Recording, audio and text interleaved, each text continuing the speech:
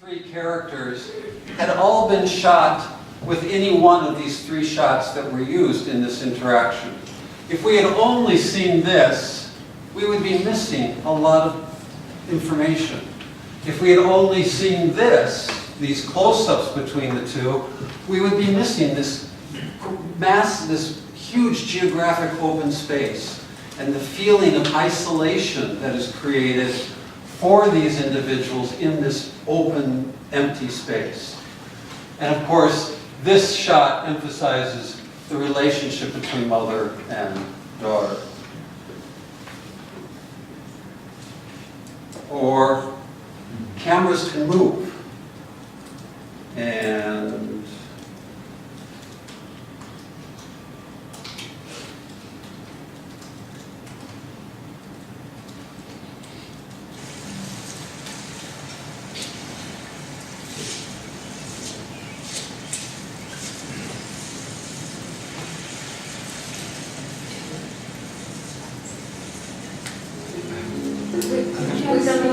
oh, I'm so sorry. Somebody say something. I forget that we have to do, I have to escape from this first. Awkward. And I'll go back to there. Okay, here we go.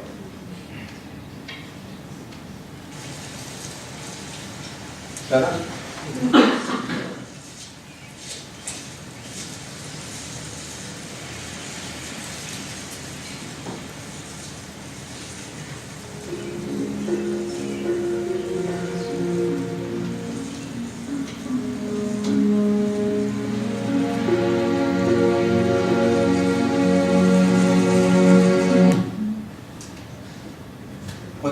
What's the effect on you of having this?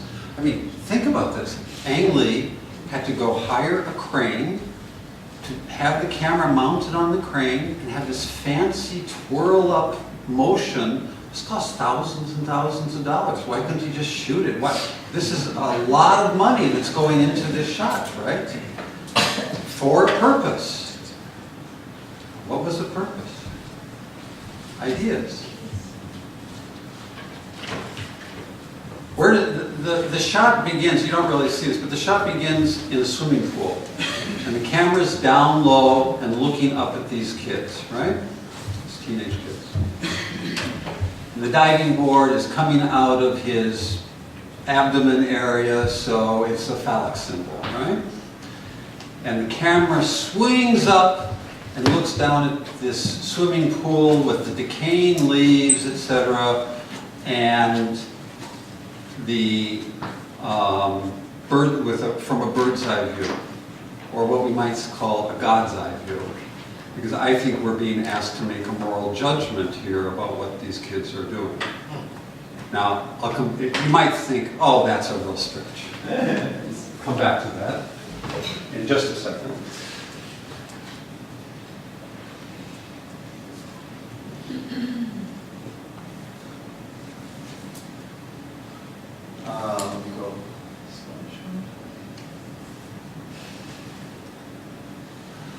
So, different kinds of lighting, low-key and high-key lighting. If I asked you in which film is a murder going to take place, you immediately know, right? You have read this lighting in a way because you know the answer to that question.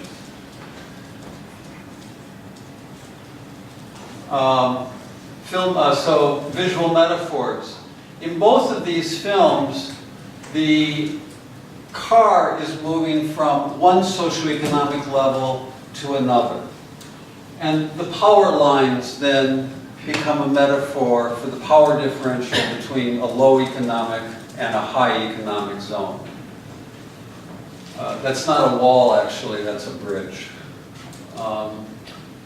And point of view, in this scene, we see the view out the window from the character's point of view, so this is a subjective point of view in the film.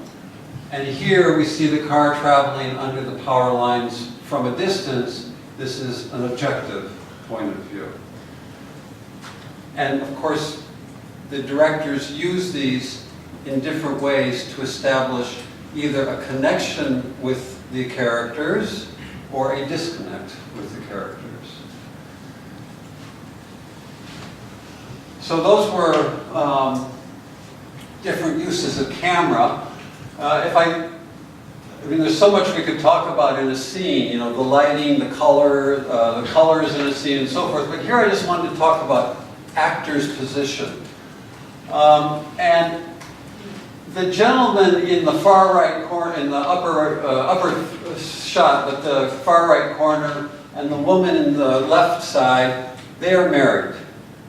And we see, and this is the lawyer, his lawyer, and we see them together here, we see them together here, and even in this shot where the boy is now over here, here he is, and here's the lawyer and the woman, and they're both facing this way. And these scenes compound to justify or to foreshadow or whatever you want to say, but these two have an affair. But we could place them together consistently through the film. And then we have all sorts of interesting ways of editing, and I'm just touching the surface here, but you see graphic matches in the shot across the top where the red and silver smokestacks get repeated, and then the red and the silver in the poster at the end of the hallway, and then on the box behind him. So establishing connection between the various shots. Or looking at this scene from Cabaret.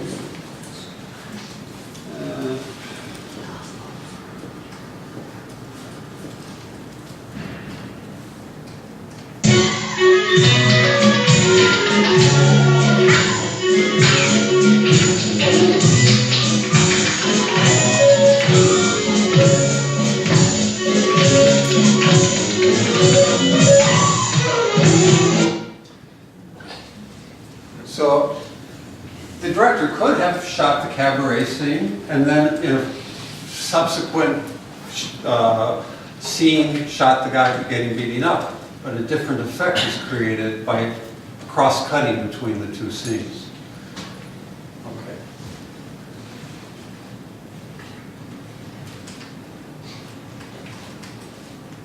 And then finally here, intertextuality. We have a scene from The Shining, Jack Nicholson walking with a limp, carrying an axe, trying to find his son to kill him. The same music occurs in Black Mirror, one of the metalhead from Black Mirror. And the robot has been injured, and so it's also walking with a limp. We have a scene, it's very, very dark, I know it's impossible to see, but that's the way it is in the film. A scene from Halloween, suburban, middle-class streets in America somewhere. So all of this gets pulled together in Get Out, where he has the same kind of scene as in Halloween, clearly echoing that, but the character says it's like a hedge made out here, referring back to The Shining. So that's my overview of filmic devices, and if any of you are really into film, I confess this was a superficial overview. There is a lot to talk about within film. But we're language teachers, after all. And so, what about language in film? Well, of course, language can be used in many different ways. It advances the plot. It tells us about the personality of characters. It tells us about their socioeconomic status. It tells us about their education. It sets tone. It can reference other works or other parts of the film. If you watch a film many, many times, you start noticing how characters are echoing each other's lines sometimes in the film. And it works in concert with filmic devices to create meaning. In that right before that scene I showed you, in the screenplay, the boy says to the girl when she arrives at the swimming pool, "Want some gum?" And the girl says, "Twinkie?" And the boy points to his mouth and says, "Chewing." And in the filming, the word Twinkie was replaced by devil dog. We out west don't know what a devil dog is, but I understand in the East Coast it's like a sponge cake similar to a Twinkie. But there was a reason. Why did the director, after the script had been written, change it to devil dog? He clearly wanted to invoke devil for his purposes. The girl is dressed in a red cloak, a red hooded cloak. She rode through the woods before she got to the swimming pool. And so this is why I make the claim that this film, this crane shot that was used, why I think it's from God's point of view, looking at these two kids.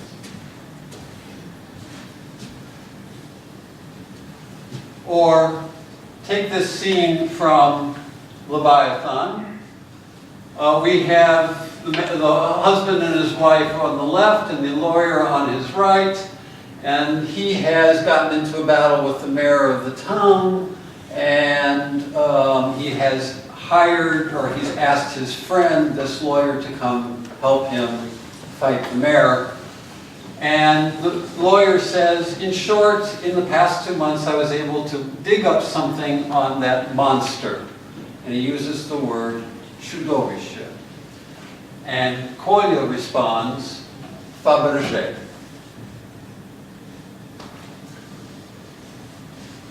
So, чудовище, in a film called Leviathan, clearly invokes the book of Job, which does play a role in the film in other places.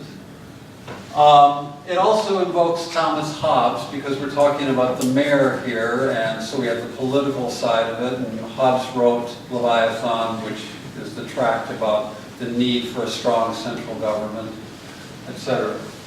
So just this single word is pulling in other aspects from the film, other things. And his response, Fabergé, of course, references the jeweler to the Tsar who created these beautiful eggs. But it's also then a political, again pointing to the political side of things, because it was the jeweler to the Tsar. And the word for, Fabergé made eggs, the word for eggs is яйца, but yaitza is also the word for testicles, and so what Kolya is actually saying, we've got him by the balls. He just says Fabergé, by the balls, okay?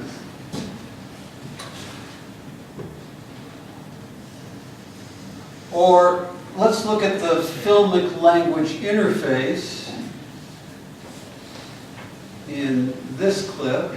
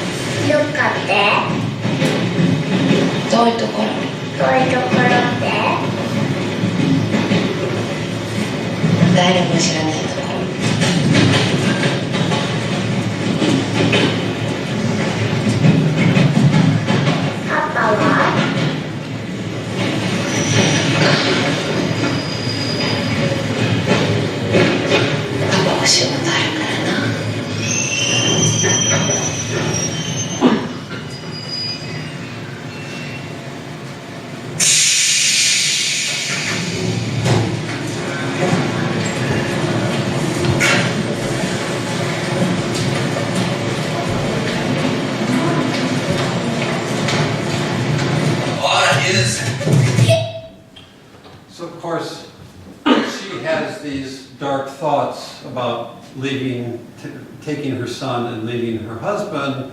The screen goes darker and darker and eventually practically blacks out.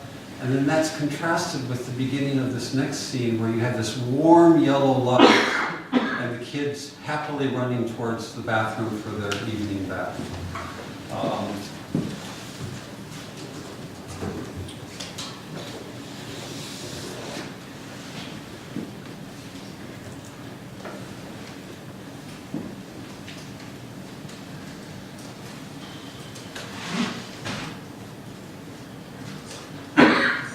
I'm not going to try and show this clip, but this is another clip from Leviathan where the mayor comes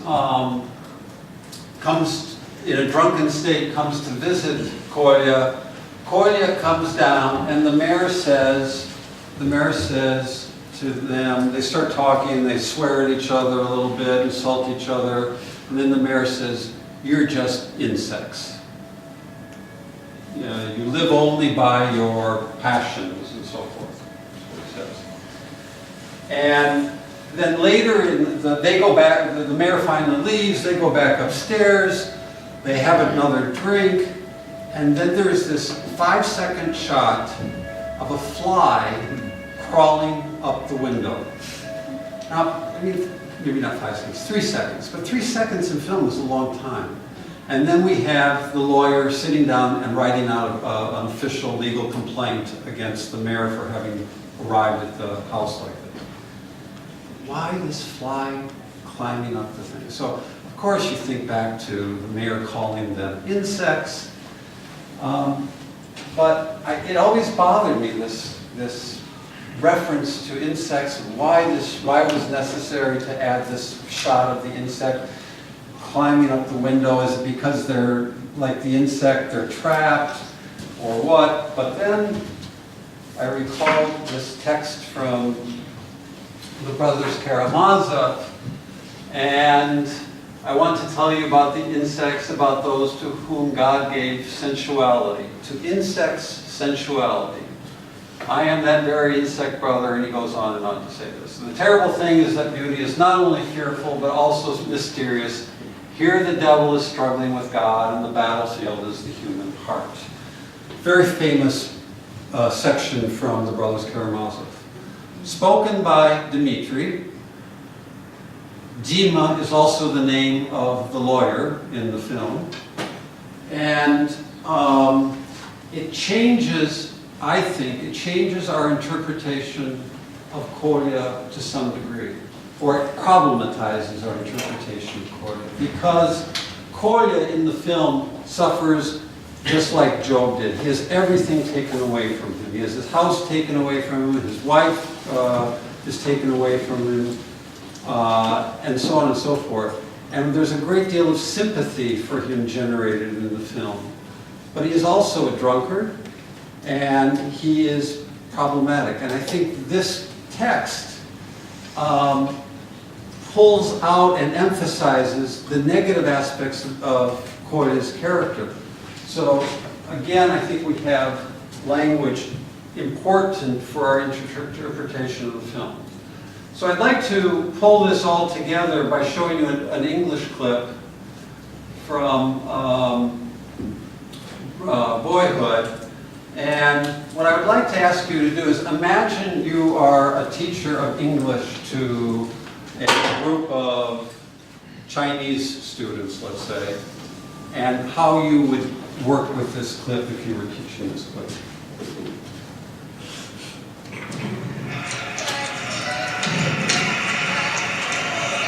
And we see that we're all in this together, and it shows when we stand hand in hand. You really makes sense. Hers more to the break.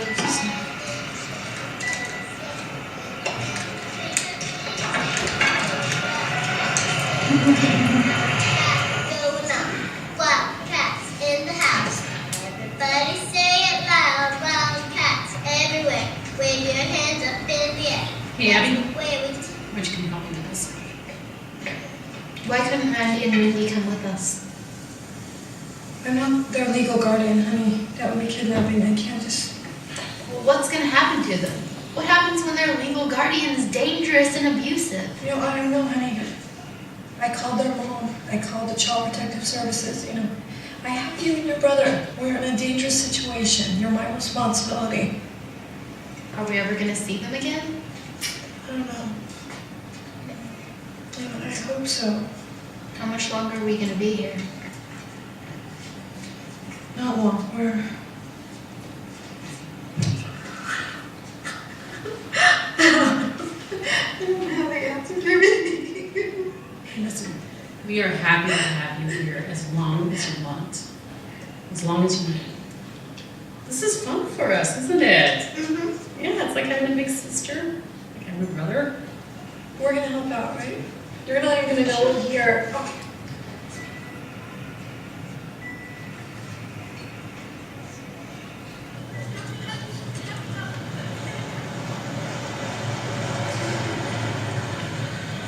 Mom, this is awful. You're dumping me in some parking lot of the school where I don't even know anyone. I'm leaving all my friends and I didn't even get to say goodbye. I don't know where to go. Hey, Samantha, you go right through that door. The office is right there. They're expecting you. They're going to give you your schedule. Here's your lunch money. I will pick you up right here at 3:30. I'm wearing dirty clothes because you wouldn't even let us get our stuff. We don't even have a place to live. This sucks. Samantha, I'm doing the best I can. And you're right, it sucks. But it doesn't suck half as much as having a drunk fool slam your head against a wall. So cut your horseshit attitude. Put your seatbelt on.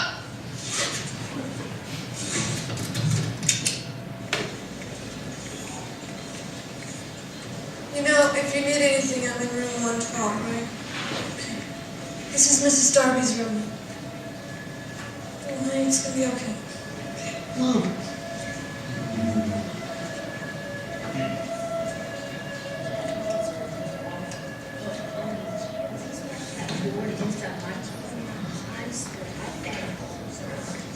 You Mason? Yeah. Hi, I'm Mrs. Darby. I'm glad to meet you. Why don't you sit here? Penny, yes, ma'am. Penny, Mrs. Mason, and I want you to show them around today, okay?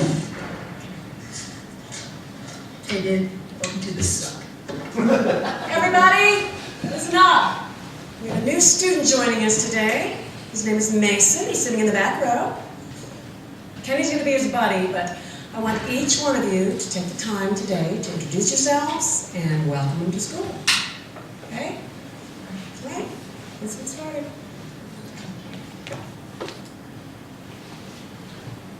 So, if we look at language,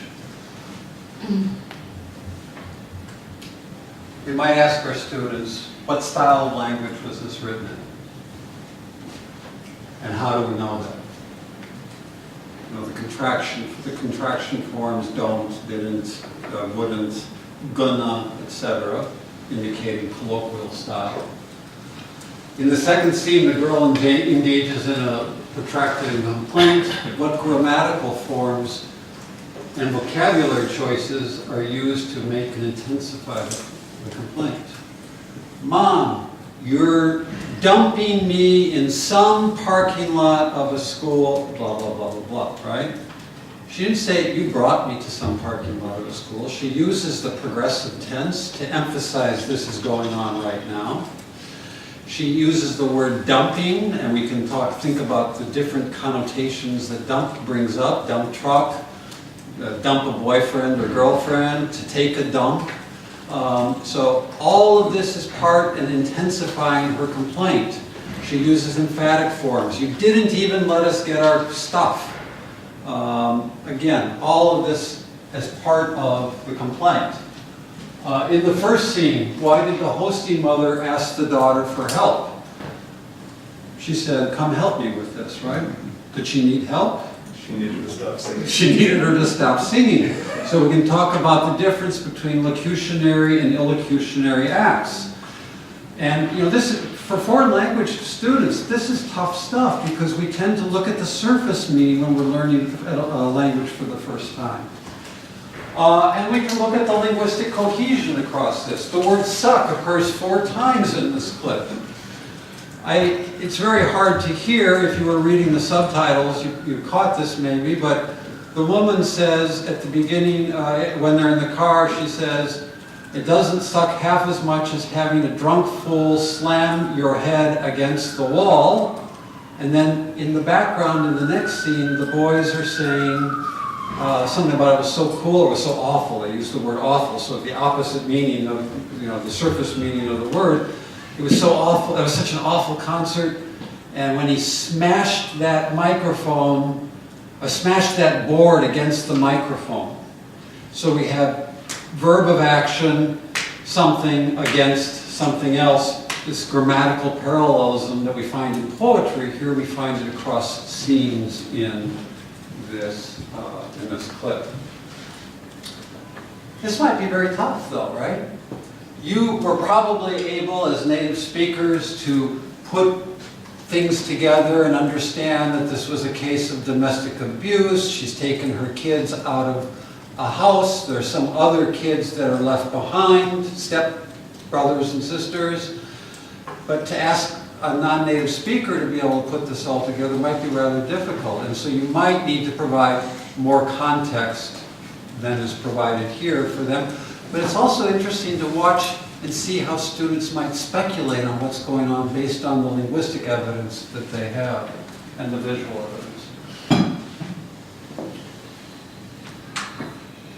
As far as culture, well, we have cultural facts, things like legal guardian, child protective services, what is the socioeconomic status of this family, what does an elementary American classroom look like, with the signs, you are responsible for your own action, the US flag, the state of Texas flag, etc., etc., etc.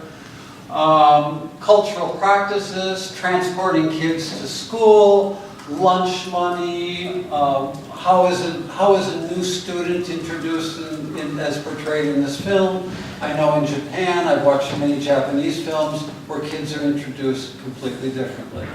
The child has to come up in front of the class, tell the rest of the class a little bit about him, and then the teacher initiates applause to make the person feel welcome, and the other kids are all clapping as well. So different things, culture as a theme. Of course, this clip I think would work very well on a unit about American violence, about violence in American culture.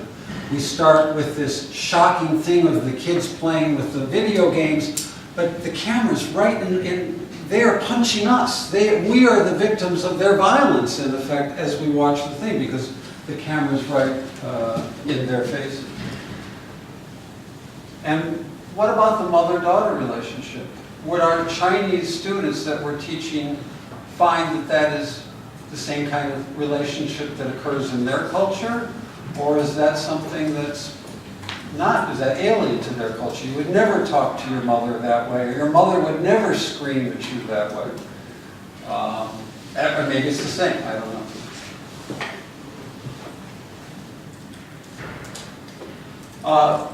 The over-the-shoulder shots, I think, are important because they contrast. If you notice, when they had the conversation in the kitchen and then in the car, we always saw a part of the other person in the frame. So if you're the daughter and I'm the mother, the camera always showed a part of my head as it was focused on you, and the camera behind you always caught part of your profile, part of your shoulder and head as it looked at me. And so that continues throughout the first two scenes until she slams the door when she gets out of the car. But even then, as she walks away, we still see part of the mother, emphasizing the connection between the two. But in the third scene, when we show Mason, and then we show the teacher, and then we show the other kids in the class, no over-the-shoulder shots. It's all isolated shots, emphasizing Mason's isolation in this new classroom.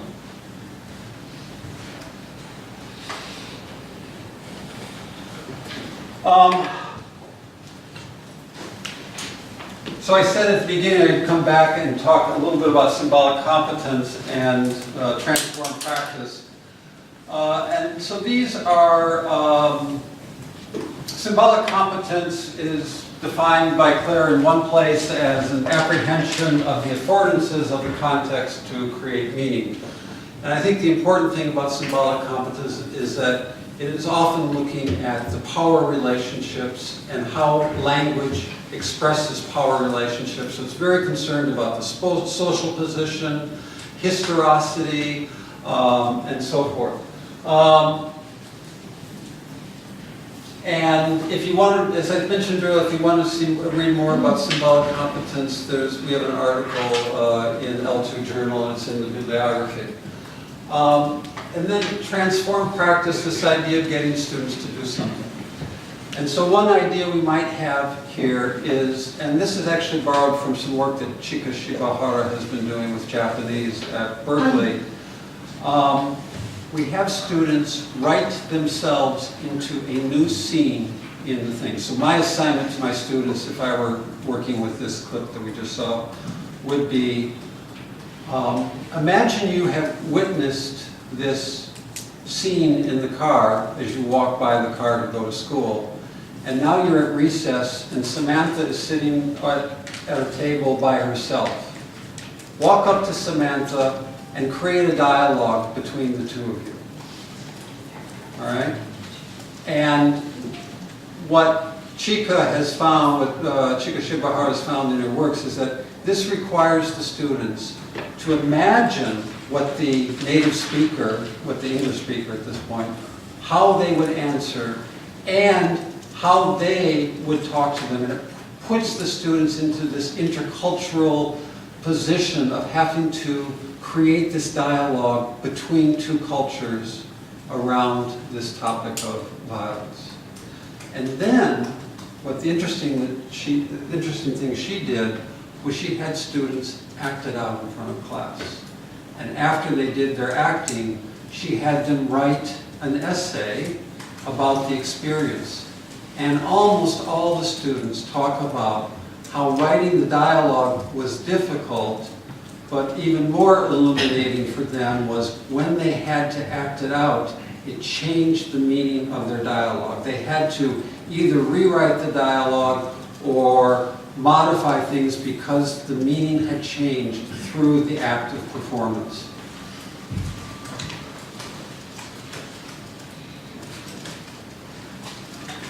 And then I'd like to just raise some ideas, things that I think that our profession, the language teaching profession, really needs to maybe explore a little deeper.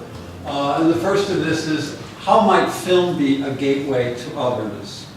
You know, I go to movies quite frequently, and I know that one of the reasons I go is because I want to experience the world from a different point of view. I want to see things differently than how I see them now. I want a new experience. And we know that one of the reasons students are studying foreign languages is because they want to experience the world through a different language. Well, there seems to be a lot of crossover here between what film can do and what students are looking for. Another area that I think is just terribly lacking in our textbooks don't have any kind of emotional language by and large. And yet emotional language is such an important part of our life experiences. And when we go to film, when we watch a film, we are sometimes deeply affected. I cry at some films because I am moved by the film. Well, how might that be used in language teaching? The effective power of film, how might that be used? I think it could be a tremendously motivating force and might fill a void that we have in our textbook curriculum.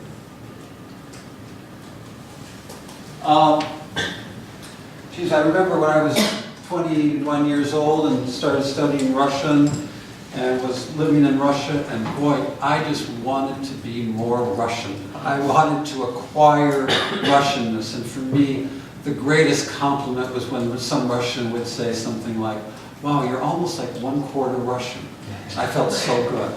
I was seeking some kind of Russian identity. And we see this in some of our students who might wear a French beret and they're studying French or something. They acquire aspects of the culture. So they're seeking something here. And how might film play into identity formation?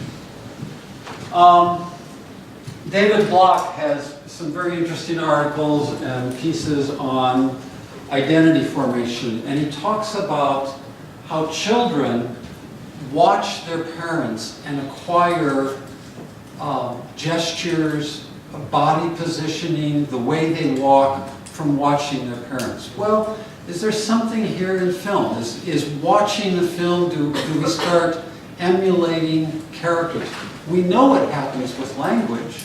I mean, I go back to my youth and remember after The Godfather came out, everybody was saying, make him an offer he can't refuse. It was just part of the lexicon at the time. Or when Wade's World came out, everybody was, my kids were young at the time, they were always saying something, they say something and then not negating what the preposterous thing that they had just said, borrowed from the film. So, how might film contribute to learning? And finally, this last notion of using film and having students act out scenes from film or write themselves into dialogue. The performance aspect of foreign language teaching. It's not just a cognitive thing, it is also a performance study, and maybe film could have a place there. So what I'd like to ask you, before I go back and show you some of the things, you have had available to this film clip database, and could I just ask by a show of hands, how many of you are familiar with the LFLFC and have used it? A little bit, most of you have not. So what I'd like to do right now is just show you the film clip database that we've created at Berkeley, and that will just take a few minutes, and then I'll talk to you about the new features that are coming out in about 3 weeks, and where we're going from there. So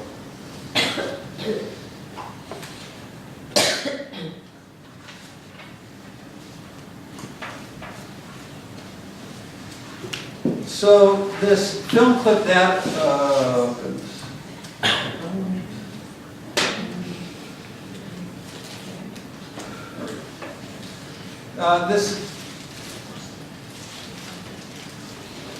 this film clip database, we have about 20,000 film clips in about 26 languages.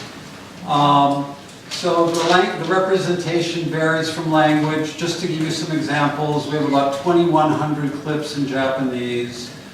We have 1,800 clips in Russian. We have 800 clips in Arabic, 800 clips in German, 1,400 in Spanish, about 2,000 in French. And if you want to shout out any languages, I have most of the numbers in my head. Czech. Portuguese, somewhere I think around 200 clips and about maybe 100 in Czech, something like that. Okay. So we have this database of clips and films. And so you can use this to show entire films or to show clips. And when you first log on, you get this arbitrary list of some sample clips in whatever language you say you're teaching. And you can go to the Films tab here, and you see a list of films in the language. Let's say we're just interested in Shall We Dance. I have 58 clips from Shall We Dance, this Japanese film. And this list of clips then is in the order that they occur in the film. So if you know the film well and you're looking for a particular scene, you can generally find it. If you come here to the first clip, so here is the clip. I see what vocabulary is spoken in the clip. So I might be thinking about, well, what vocabulary will my students know, and what do I maybe need to provide some help with?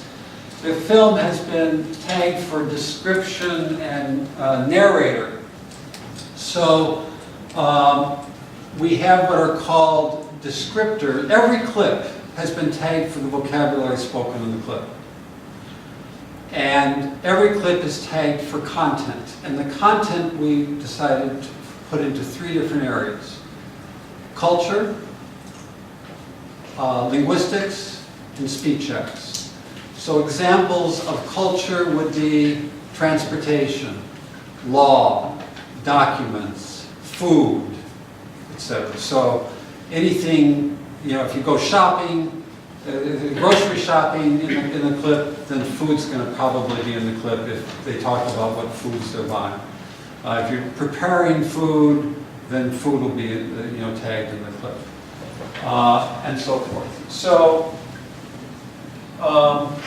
if you're looking at this, if you go to this vocabulary sub-tab, you can click on all tags, and you see here a list of all the Japanese spoken vocabulary in our database. And if you click on any one of those, you get a list of the clips where that particular word is spoken. Similarly, for descriptors, so if you're interested in portrayals of children in Japanese films or children speaking, you click on children and you get a list of 177 clips where children are in the clip in some way. By the way, if there's any, as I go through this, if you have questions, I'm happy to stop and answer questions, so just raise your hand. You know, if you're interested in employment, getting a job and so forth, or being at work. And so you can see that some, or dialect, various Japanese dialects. And so forth. So if I go back here a couple,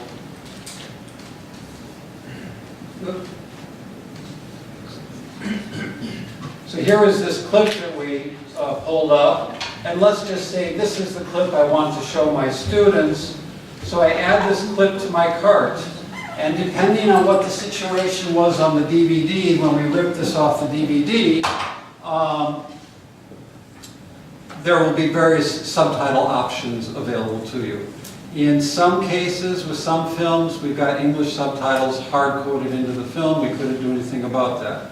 But for most films, it's no subtitles and maybe English subtitles. For a few films, it's no subtitles and subtitles in the language. And for quite a few films, it's all 3 options. So you choose which options you want. Let's say I'm going to show this clip in class to talk about it a little bit, and I want the students to, I want everybody on the same page, so I'm going to show it in class with English clips, English subtitles, and then I'm going to have a homework assignment, but now I don't want them looking at the English, so I'm going to give it to them as a homework assignment with no subtitles. So I add these items to my cart,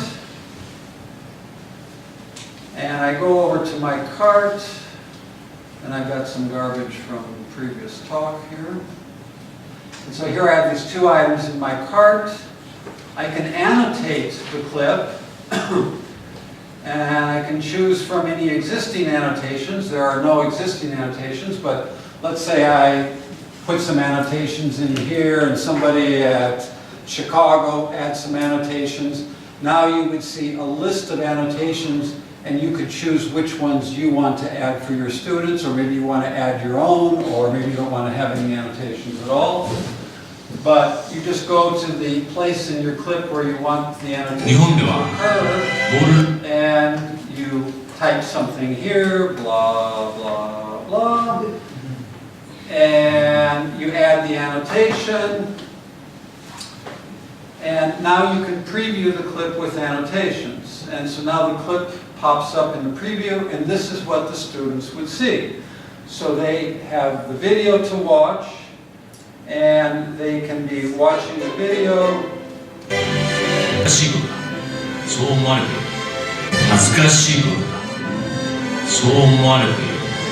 So they can toggle, this doesn't work very well because of the music in the background, but they can toggle between the video clip and the slowed audio. So if they didn't understand something, they can click on the slowed audio, it stops the video, goes back a second, plays that audio over again, slowed down by 50%, that might give them enough to be able to then figure out which word it was in the vocabulary list that they can then look up if this was a word they didn't know, okay? Or didn't recognize. Moreover, they see this information about the film, and all of this is optional. In other words, you can turn off, if you don't want them to see the title of the clip, you just turn it off, or you just don't have that as part of your order. Anyway, that's what you do here. Oh, and here's what the students see. Here's our annotation over here in the margin. And we close the preview. We come back to the cart. And we indicate how long we want this clip to be available for, up to 18 weeks. And we give the order a name. If you want, you don't have to, but if you wanted to call it something like Japanese 101, week 5. So then you have all of your week 5 clips organized together, because this clip is going to expire, and then if you're teaching the same course a year from now, you don't want to have to go through and find the clip and do the annotation, etc. all over again. So you just go in, looking at the order history, and say reorder, and then everything gets ordered the same way you ordered it the first time around.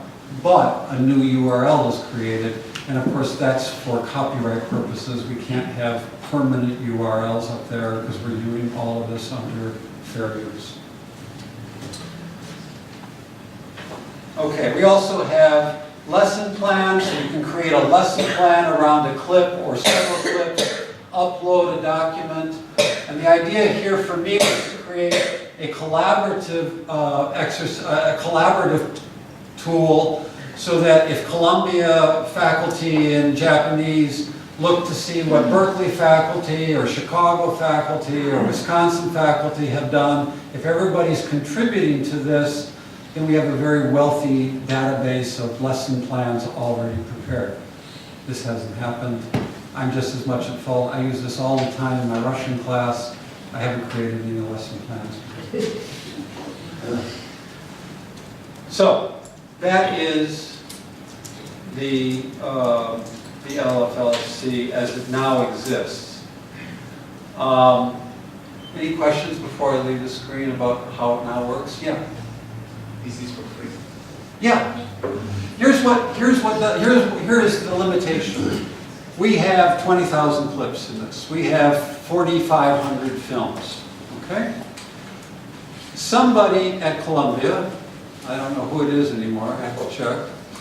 Simon is the campus administrator.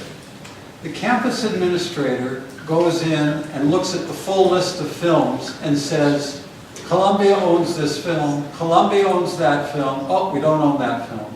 And then when you get accounts, you apply for an account, he approves your account, and you get to see the films that Columbia has said they own. And you can order the film or the clips from the film for your students to do. But I can't give you access to films that you don't own, that Columbia doesn't own, because that would break copyright. Not clear? So in that case, would I have to have our library here to... So exactly. So at that point, if you can see what we have, even if you can't do anything with it, right? You can see what we have, and then you contact Simon or you contact your library and say, I would like to be able to work with this film, purchase it, and when it gets purchased, then Simon indicates it's owned, and then you have access to it. Or there might be a film that just came out that is a genius film, Let the Sun Shine In by Claire Denis, French film. You want to show a clip from that or a scene from that or the whole film. There's a form here that you fill out, and that message goes to Simon and it comes to me. Berkeley sees, do we have it? Oh, we don't have it. I buy it. I will buy any film that you guys want to get. And then it's up to Simon to decide, or whoever is going to make the purchase here, to decide whether Columbia wants to get it. And then we buy it, and then once both parties have bought it, then it becomes available to you. But then who makes the clips? Good question. So right now, I mean, these 20,000 clips, I've had BLC budget, I've had some grants to create these clips. And right now, it is what it is. I mean, there's no clip creation going on right now, there's no money. But you can imagine how much money this has cost, because we pay $25 an hour. One clip takes about 45 minutes to create. You just do the math. A lot of money. In the new version that's coming out in a couple of months, in a month, in the new version, you will be able to create what we call private clips. And you can indicate when you make the private clip, I would like this tagged. And then we'll put it in the queue for tagging when we have money and so forth. But meanwhile, that private clip that you have created, you will have access to order for your students. It will not go into the general database for everybody else to use, because it doesn't have all this intellectual added value that we have done by doing the tagging work. And I'm a little reluctant to make that's part of our fair use defense, is we've transformed this item into something with more educational value than was originally there. And if it hasn't been transformed, I'm a little reluctant to make it available to everybody. But you would be able to use it for your students. Okay? Other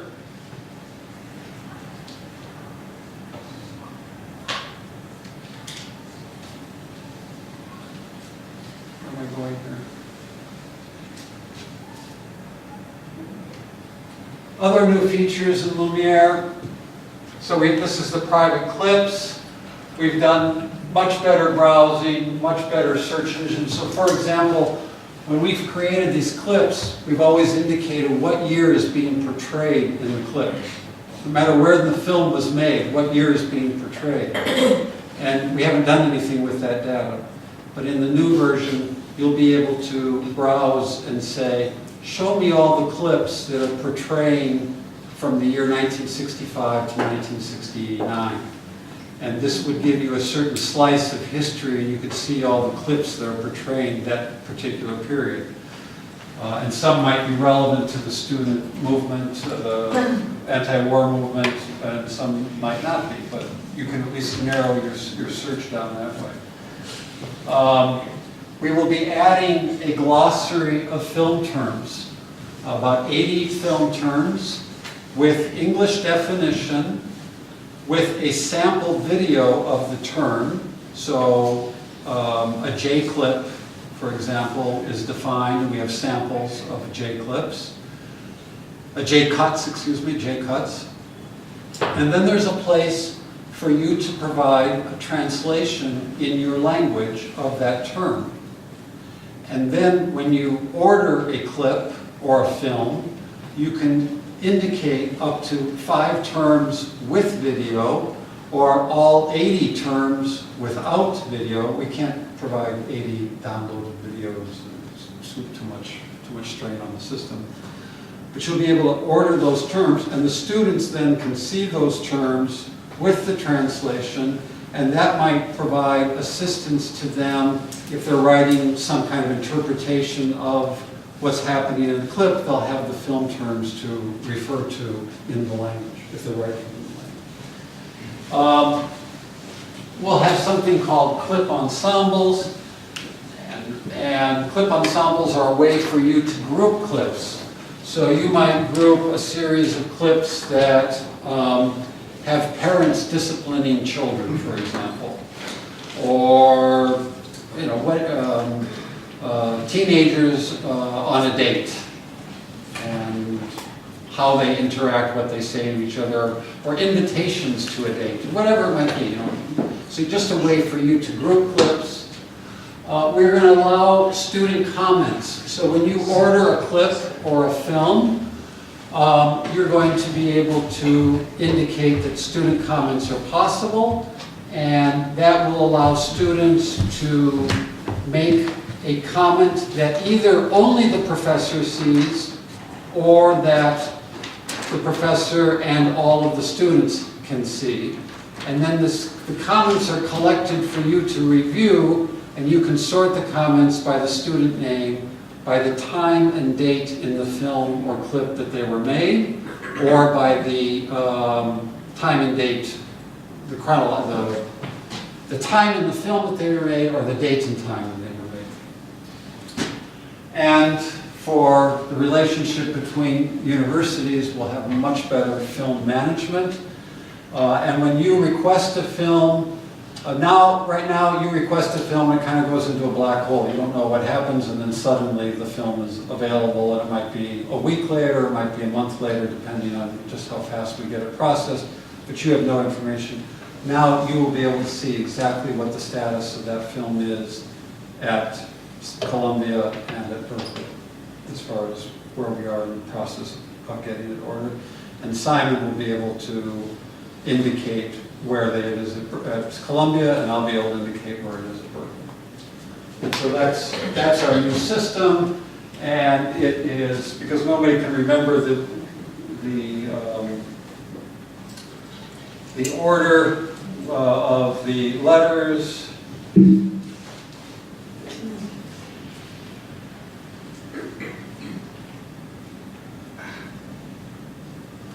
We have renamed the new system Lumiere, and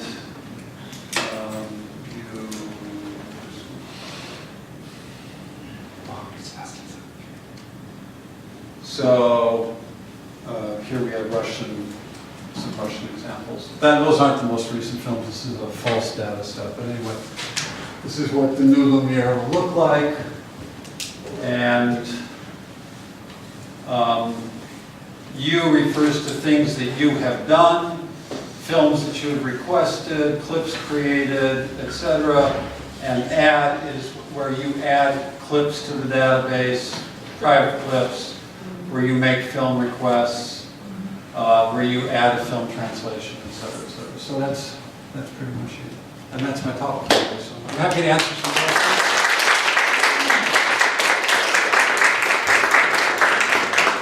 Simon disappeared. I told her to take over. Okay, thanks, Mark. Always good to listen to you. Reminds me when I was a grad student thinking of doing film studies and reading these comments. Questions? You can light him up, though. What? You can light him up. I'll light him up. Better? There we go. Question from Mark. Mark? Yes. When you teach Russian language classes, do you use the clips as supplementary materials to the course, or use them as a core of the course? What a wonderful question. So when I teach elementary Russian, I use them as supplementary material. And what I try to do, especially when I teach second-year Russian, is I try to find at least 2 clips to include as a homework assignment that is in some way related to the topics that are in the textbook. But I think it's so important that the students not only listen to the inauthentic tapes that come with the textbook material, but that they're listening to quote-unquote real Russian. Now, I realize this isn't real Russian because it's been rehearsed, it's actors, etc., etc. And yet, when we watch film, we suspend disbelief and we assume that English clip, that's like real conversation going on. It's the closest we'll get to authentic Russian. But when I get to more advanced classes, well, for more advanced classes, I tend to, I just taught a 4th-year Russian class on portrayals of justice in Russian society. That class, we watched Leviathan, we watched the 12, the Russian remake of Sidney Lumet's 12 Angry Men. And very, very interesting film. And anyway, so these were, and then we were doing lots of readings as well, readings of text. What I did with the films is I would have the students watch the film on the weekend, over the weekend. So they watched the whole film over the weekend. I often, because Russian's difficult, I wanted to make sure they understood the film, so I would provide it with English subtitles when I showed them the whole film. And then, over the course, generally of the next 10 days, so a week and a half of classes, we would have a clip assignment each night, and they would have something, they would have some kind of assignment with that clip. And then it was no subtitles, and watching the whole film gave them the arch of the narrative, the arc of the narrative, right? And they understood what was happening in the film as a whole. And now we're going to really focus in, drill down scenes, look at every word that was spoken. How did that affect the meaning? How was the retelling of the Job story different than the Job story? So we went and looked back at the Job story, etc., etc., etc. So it's a combination of things. But to further answer your question, I would love to see a course that integrated film, or that was based more in film and film clips at some level of Russian rather than the textbook. But yes. So I really like the idea of bringing in semiotics and hermeneutics and stuff, but that's really hard level language. So it's hard to do that in the target language until, for Russian, 4th year or beyond, right? So do you teach semiotics and hermeneutics in English while you're using these things? I would say a combination. Yeah. I try and do what I can in Russian. So there's another clip that I showed in the second week of the first semester of Russian where it's from Moscow Doesn't Believe in Tears, and the guy knocks on the door, and the woman opens the door, and the guy says, Georgy Ivanovich, on je Gosha, on je Gora, on je through a whole list of diminutives from Georgy Ivanovich, from the name Georgy. And then we shall show a bunch more of the clip. And second week of Russian, we're learning how Russian names are used, name and patronymic, and so forth, so this works very nicely for that. But then there are other things happening in the film. There's a drinking, there's a communal apartment being portrayed, and I say, где это? Where is this? It's a kvartira. They've had the word kvartira already, I think, by that point. So they've had the word apartment. No, какая это квартира? What kind of apartment is it? Какая квартира? And I put a drawing on the board and I say, одна семья живет в этой комнате. So this family, one family lives in this room, another family lives in that room. So I'm able to do a lot with drawings and gestures and so forth to explain this.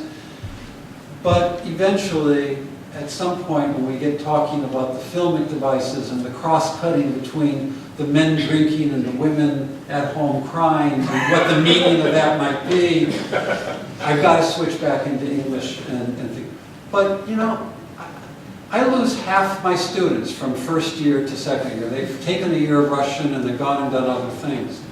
And my feeling is they're going to forget most of their language eventually.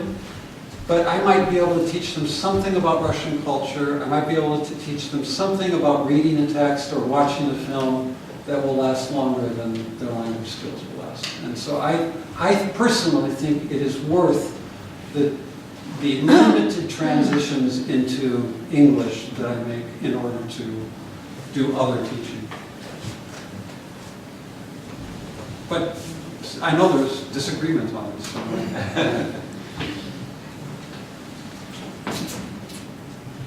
Yes. I mean, thank you for everything. I mean, the first part of your talk is so interesting because it put together a lot of things that we do, with here and there, but it's very, very nicely put together.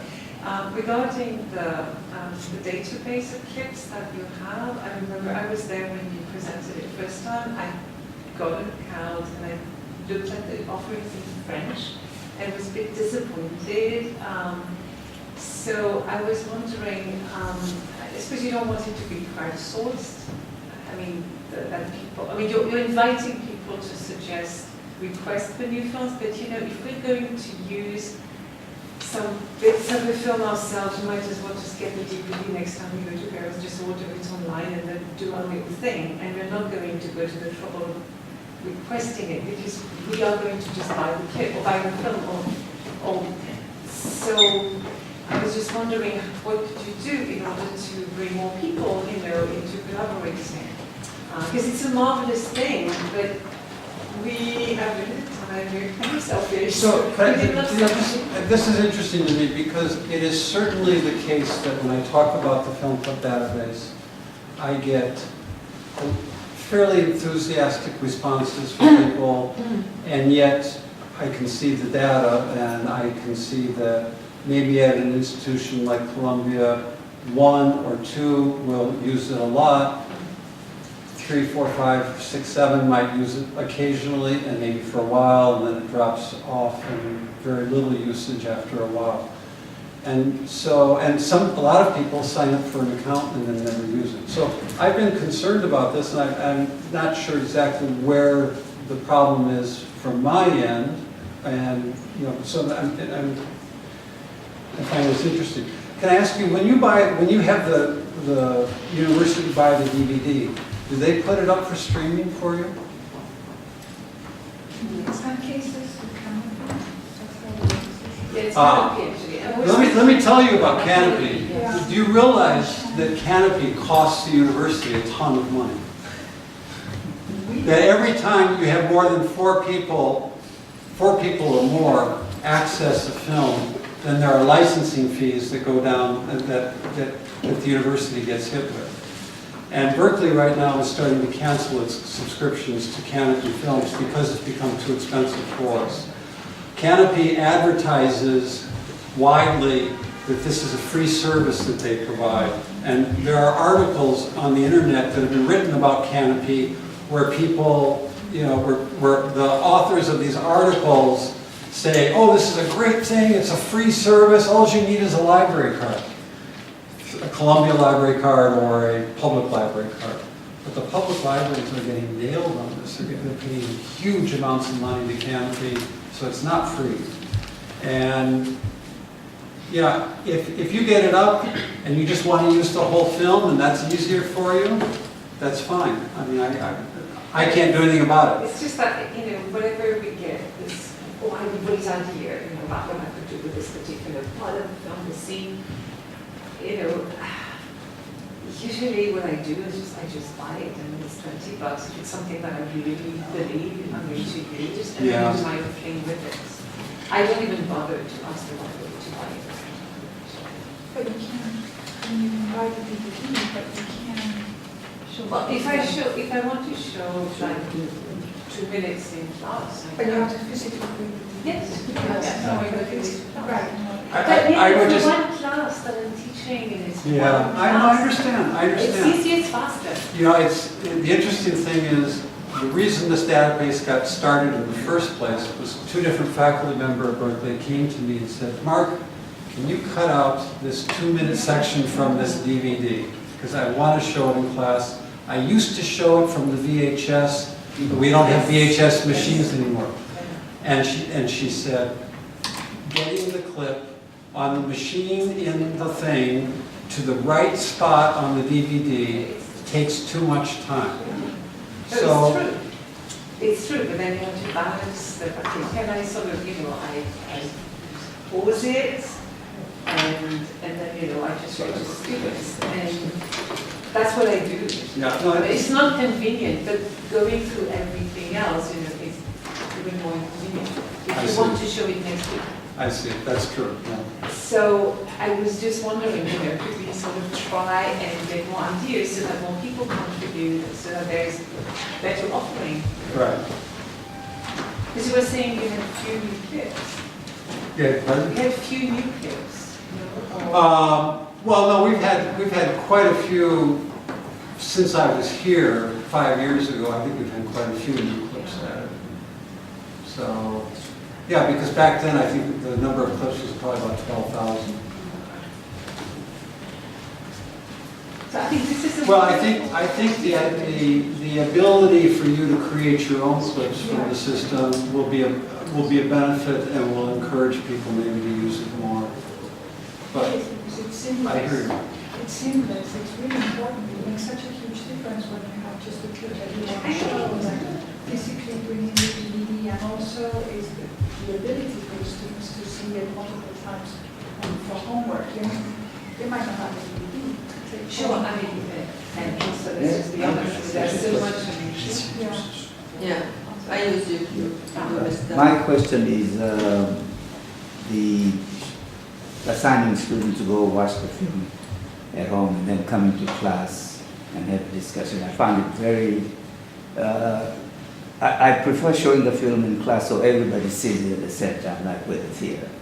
You get different dynamics, different discussion, then when they have to watch it at home, they come back with it. It's totally different. So I agree, and it's one of the reasons I just wanted a formation of that. I like going to the theater because I like hearing how my people sitting around me are reacting to the film. It's more of a social experience. Yeah. Absolutely. The problem for me is that I don't have a 2-hour class to watch the film. And even if I do have a 2-hour class, then I've got some students who can't come to that, or who are sick, or who missed the class. And I mean, this service, this film clip archive, is used heavily by film studies faculty. They still show the films, but then they make the films available for students to watch a second time at home, or for students who couldn't come to the class that day, they have access to the film. I mean, I agree with you completely, but there are limitations as to when you can show a whole film. Well, the way I do, I just schedule a different time. We agree on a different time in the evening or something like that. We all meet and do that. So. But still. But if the film you're showing is available in the LFLC, you might make it available to them to be able to watch a second time. Yeah, sure. If they're writing an essay or something like that. But I agree with you that it's a different experience in a group setting, for sure. Well, if there are no more open questions, I would like to thank Mark for his talk.